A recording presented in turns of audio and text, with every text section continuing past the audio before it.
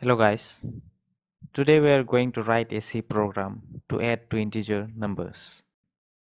So let's start the C program with the header file, which is hash include stdio.h. So it is a preprocessor command that comes as the first statement in our code. All preprocessor commands start with the symbol hash. The hash include statements tells the compiler to include the standard input-output library files or the header file stdio.h. So now we are going to write the main function as int main. So every C program contains a main function which is the starting point of the program. Int is the return value of the main function, which basically means we are getting a integer value. So after the main function, we are going to give two curly brackets. The two curly brackets are used to group all the related statements of the main function. So we are going to write all the statements of the main function inside this curly bracket.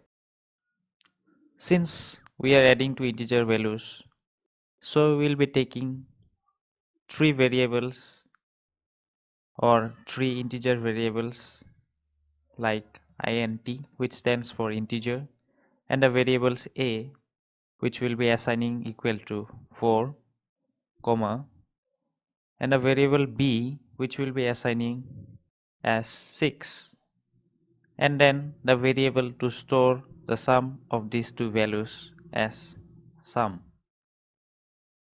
After taking the variables, now we are going to add the two numbers, sum equal to a plus b.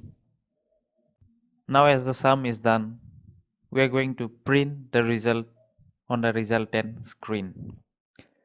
So to print the resultant on the screen, we use the function printf, which stands for print formatting, which is used to display the information required to the user. So to use the printf function, we use two brackets followed by two inverted commas, and now we write the information we are going to print on the screen. So we are going to write the sum is equal to